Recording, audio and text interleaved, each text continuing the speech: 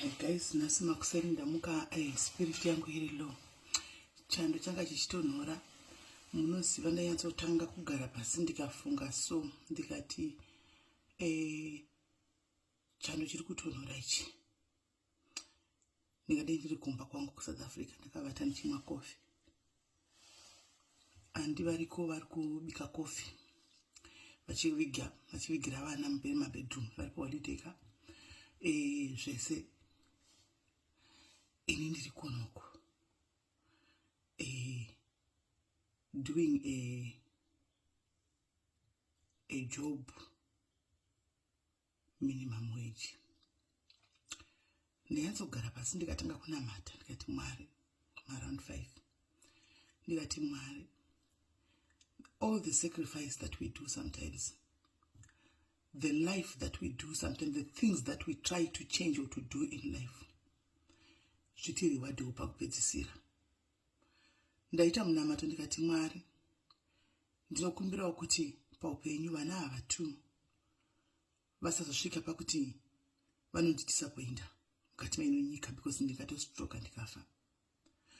Ndingade ndiri kuSouth Africa ndichinjoya life yangu, ndakagara life yangu ndichimwa tii ndichidini, ndisingambowari ndichingoti waamene ikoko, but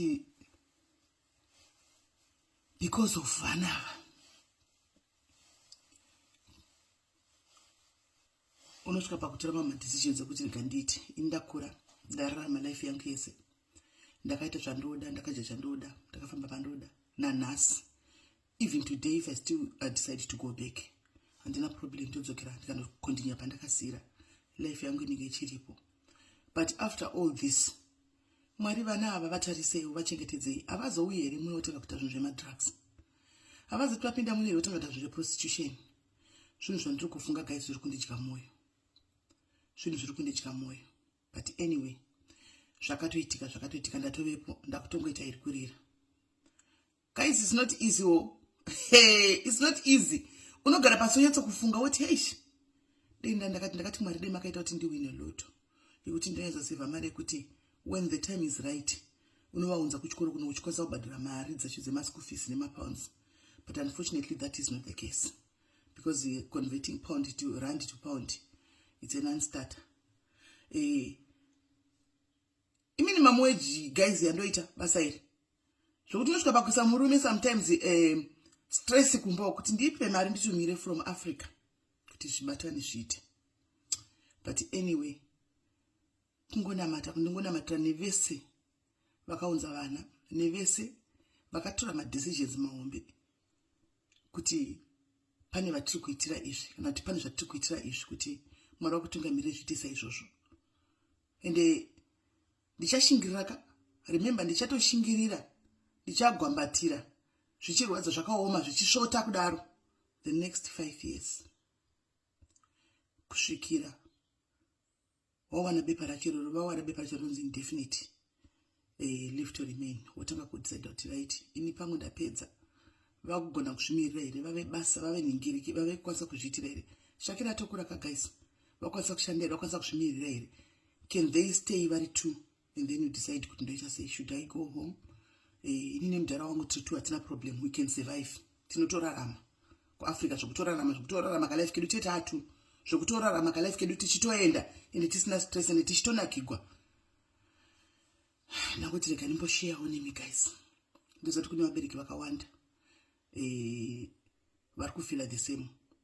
Kune mubereki makanyora mugroup achiti mwana atotanga kupindura zvaanoda kubva pakaita mafriends evarungu kunoku. Mwana akudavira bheki, mwana ataura kuti ndikusungisai, mwana akudai. And I'm asking that mom kuti mwana uyu ane 16, the mom is also close to our ages. Ukavabvunza reason yavo vaichema musodzi kuti ndakaitirawo vana vavo, ndakaitoitira iyeyuyu nevadiki vachitova neupenyu, but ona izvo zvatotanga kuita. So ndamuka mwoyo wangu uri pasi ndichifunga kuti Mwari ndodini, what should I do? Ndoita 10 back here, ndoita sei? Pane 5 good years dzekushingira zvido zvachitambo uchienda kusvikira vawana mapepa ekuti vasvigarire muno, then you can decide what to do. So vabereki, anyway, handizivi, ndati ndikusiyirei topic yekuti musare muchidebata nhasi kuti toita sei. Team, what What should we do? Toita say, wedweka tipezereo kuna matira vana. Vana can be our death, can be our downfall.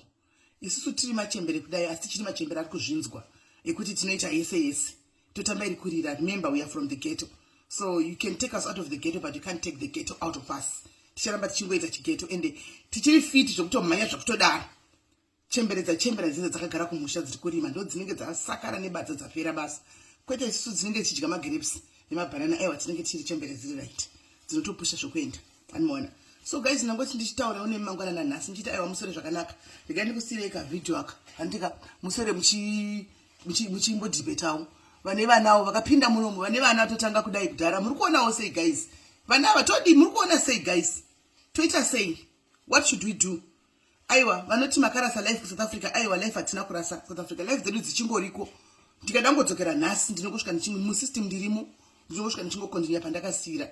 Asi kungoti pane zvaunenge watogara pasi ukadecide nemuwako ukatoona kuti okay, zvozodini nokuti South Africa ichona guys is not the same as yanga iri kudhara.